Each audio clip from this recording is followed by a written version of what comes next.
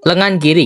Lengan kiri Soul King menjelma menjadi seorang Quincy humanoid berbentuk tangan kiri raksasa yang memiliki mata besar di telapak tangannya yang memiliki dua pupil bernama Pernida Parakajas. Diketahui Pernida sudah bersama Yhwach sejak 1000 tahun lalu. Diceritakan dulu Ichibe sebagai perwakilan para Shinigami datang ke istana Lihreh untuk mendiskusikan gencatan senjata dengan para Quincy yang dipimpin oleh Yhwach. Tapi dalam diskusi itu keadaan dengan cepat memanas dan Yhwach hendak menyerang Ichibe. Tapi Ichibe mengorbankan lengan kiri Soul King untuk menyegel kekuatan Almighty Yhwach. Kesepakatan pun batal, perdamaian tak terbentuk dan inilah yang mengakibatkan Yhwach kalah melawan Shinigami 1000 tahun lalu karena dia kehilangan kekuatan Almighty-nya. Dan di arc TYBW entah bagaimana caranya Yhwach berhasil melepaskan segel itu dan lengan kiri Soul King kini memiliki kesadarannya sendiri dan menjelma sebagai seorang Quincy yang memiliki nama Pernida Parakajas dan setia mengabdi pada Yhwach. Pernida mengatakan dia memihak pada Yhwach karena dari awal dia adalah seorang Quincy. Sebagai lengan kiri Soul King, Pernida melambangkan kemajuan atau progres atau evolusi. Karena itulah Pernida bisa berevolusi menjadi lebih kuat. Bisa dilihat selama pertarungannya dengan Kapten Mayuri. Pernida berevolusi dengan mempelajari struktur tubuh target, menyerap informasi biologis dan pengalaman, mengembangkan kemampuan baru berdasarkan apa yang telah ia pelajari, meningkatkan kecerdasan dan kesadarannya dan menjadi lebih kuat dari sebelumnya. Dan kemampuan evolusinya ini seolah difasilitasi dan didukung dengan kekuatan Strif-nya. Pernida memiliki Strif Chain The Compulsory. Sebagai lengan kiri Soul King, The Compulsory adalah kekuatan bawaan Pernida tanpa harus dibangkitkan dengan darah Yhwach. Kekuatan dari The Compulsory memungkinkan Pernida untuk menembakkan atau mengeluarkan syaraf-syaraf keluar dari tubuhnya. Apapun yang terkena syaraf ini akan bisa dikendalikan oleh Pernida, baik itu makhluk hidup ataupun benda mati. Syaraf-syarafnya ini juga bisa digunakan sebagai media pengumpul dan penyampai informasi yang akan dikirimkan padanya, membuat Pernida bisa belajar, berevolusi dan menjadi lebih kuat. Dengan menggunakan syarafnya ini, Pernida berevolusi dan pelan-pelan meningkatkan kesadarannya dan bisa berbicara meskipun pada awalnya tidak bisa. Bahkan dia mampu meniru kekuatan bangkai Kapten Mayuri.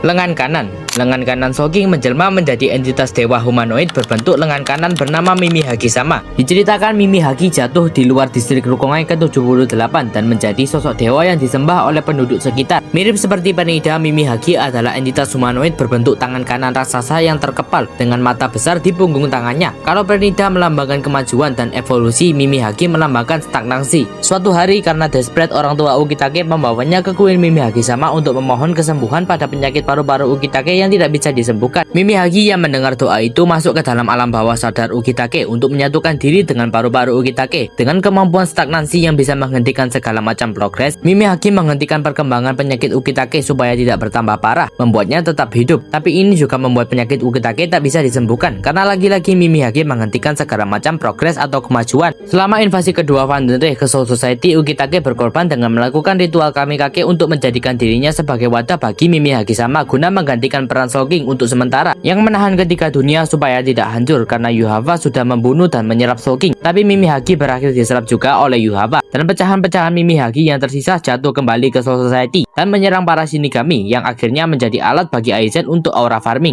Jantung Soul King. Sama seperti Pernida, jantung Soul King menjelma menjadi seorang Quincy bernama Gerald Valkyrie. Tapi sayangnya latar belakang dari Gerald ini masih belum diketahui, bagaimana masa lalunya dan bagaimana dia berpihak pada Quincy. Tapi yang pasti sebagai jantung Soul King, Gerald memiliki kekuatan yang sangat besar. Sebagai bagian dari tubuh Soul King, Gerald memiliki kekebalan terhadap Almighty Yhwach dan Strif-nya The Miracle adalah kemampuan alaminya sebagai jantung Soul King tanpa harus dibangkitkan dengan meminum darah Yhwach. The Miracle adalah kemampuan untuk mewujudkan keajaiban dengan mengubah pikiran, perasaan, harapan, ketakutan serta kemungkinan menjadi kenyataan. Jadi semakin mustahil suatu kejadian untuk terjadi, maka semakin besar pula peluang The Miracle untuk membuatnya terjadi. Jika Gerald berada dalam situasi kritis, contohnya dalam situasi pertarungan yang mustahil untuk dimenangkan olehnya, kekuatan Strif-nya akan menciptakan keajaiban yang memungkinkannya lolos dari situasi kritis tersebut atau bahkan memenangkannya. Strif The Miracle memberi Gerald kemampuan memanipulasi probabilitas, mampu menukar semua damage dan luka fatal menjadi ukuran tubuh dan kekuatan, serta regenerasi super ekstrim plus infusi harapan pada pedangnya, membuat siapapun yang merusak pedangnya, damage yang diberikan akan dikembalikan pada penyerang itu sendiri. Dengan kemampuan The Miracle ini, Gerald mampu menghadapi 3 orang Shinigami level kapten dan anggota Wizard yang terdiri dari kapten, mantan dan mantan wakil kapten, serta beberapa Shinigami sekaligus. Dia tetap hidup setelah dipotong 2 oleh bangkai Zaraki dan dipukulkan total oleh True bangkai Toshiro, serta dihajar habis-habisan oleh Ika Senjinka Byakuya. Saking OP-nya Gerald ini, dia hanya bisa dikalahkan saat kekuatannya diambil oleh Yhwach dengan Auswahlen Saketsu.